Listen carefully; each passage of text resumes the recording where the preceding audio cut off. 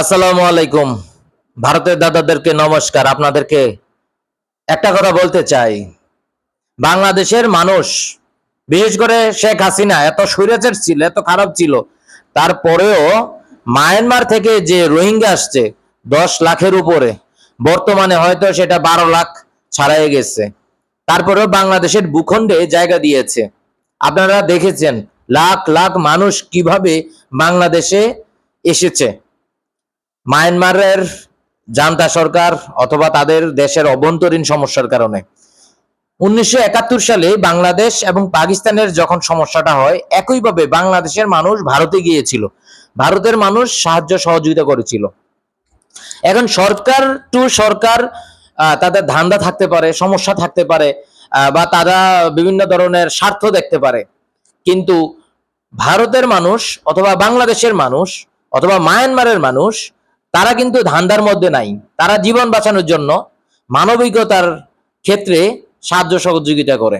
বাংলাদেশ এবং ভারতের সীমান্তে বর্তমান সময়ে যেটা ঘটছে, পুশিন দেখেন, আপনি যদি ভারতের নাগরিক হন, আপনি ভারতে থাকেন, বাংলাদেশের নাগরিক বাংলাদেশে থাকুক। এখন অবৈধভাবে ভারতের নাগরিককে পুশিন কেন করছেন? যদি আপনার মানবিকতার দিক থেকে জায়গা দিতে হতো, বাংলাদেশ ভারতের একটা রাজ্যে, ধরেন একটা বাংলাদেশে ভারতের একটা রাজ্য দাবানল শুরু হয়েছে, দাবানল, বুঝেন তো, দাবানল শুরু হয়েছে, তখন মানবিকতার সাথে বাংলাদেশ অবশ্যই জায়গা দিবে। কেন দিবে না? প্রতিবেশী রাজ্যের প্রতিবেশী দেশ যদি বাংলাদেশ হয়, বাংলাদেশ অবশ্যই জায়গা দিবে। মানবিকতার জায়গা থেকে অবশ্যই জায়গা দেওয়া উচিত বাংলাদেশের। পরবর্তীতে একটা সুরাহা কিছু হবে, এদেরকে আবার নিয়ে যাবে। এটা সিম্পল।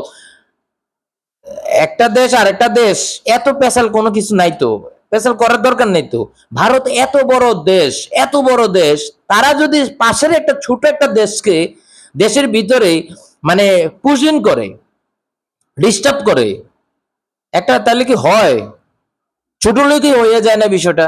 দেখেন 1971 সালে অনেকে অনেক বিষয় বলতে পারে, ভারত তাদের স্বার্থে বাংলাদেশকে স্বাধীন করতে চেয়েছে, হয়েছে, ওকে। তো বাংলাদেশের সাথে একটু বন্ধুত্বপূর্ণ থাকুক না, বন্ধুত্বপূর্ণ থাকুক না। এখন একটা যদি হয় আপনি সবকিছু নিবেন, আপনি কিছু দিবেন না, আপনি ডিস্টার্ব করবেন, এগুলো তো হতে পারে না। একটা দেশের সাথে একটা দেশের সম্পর্ক এভাবে হতে পারে না। আমি জানি না, আমি কোনো পলিটিক্যাল ইনস্টিটিউশন থেকে পড়ি নাই, বাট আমার মাথা থেকে যেটা বেরোচ্ছে সেটা হচ্ছে যে একটা দেশ আর একটা দেশ, পাশের দেশ, প্রতিবেশী রাষ্ট্রের সাথে সম্পর্ক থাকবে সুসম্পর্ক। দেখেন আপনার দেশেও উগ্রবাদী আছে, আমাদের দেশে উগ্রবাদী আছে, কিন্তু ওই দুই উগ্রবাদীকে শান্ত রাখা এবং দায়িত্বশীল থাকা, এটা তো রাষ্ট্রের দায়িত্ব, তাই না? দুইটা দেশেরই দায়িত্ব। এখন এই জায়গায় এসে যদি আমি আজকে একটা বিষয় দেখলাম, একটা লোক 10টা 1 লক্ষ লোক না, একটা লোককে ভারতের বিএসএফ চাচ্ছে বাংলাদেশে পুশিং করতে, বাংলাদেশের বিজিবি চাচ্ছে তা ভারতের জনগণ ভারতের ভিতরে থাকতে, অবৈধভাবে আসার প্রয়োজন নাই। আমি আগে বললাম যেটা, দাবানল যদি সীমান্তে হয়, ভারতের ওদিকে যাওয়ার যদি কোনো সুযোগ না থাকে, ওই জনগণ বাংলাদেশে আসুক, জীবন বাঁচাক, মানবিকভাবে থাকুক এবং পরে তার দেশে ফিরে যাক। বিষয়টা এরকমই তো। কিন্তু এই যে ধরেন আমাদের রাষ্ট্র টু রাষ্ট্র এত সমস্যা কেন? রাজনৈতিক ভাবে তাদের মাথা গোবর ভর্তি, একদম গোবর ভর্তি, মাথা নষ্ট হয়ে গেছে, পছন্দ ধরেছে, এই কারণে এই দশা। আশা করি যদি আমাদের ভারতীয় কোনো দাদারা আপনারা এই ভিডিও দেখে থাকেন, আপনাদের উচিত এইখানে কথা বলা। একটা আপনারা দেখেন এই যে পুশিং করছে, এটা কি এই যে ইচ্ছাকৃতভাবে পুশিং করার কি দরকার?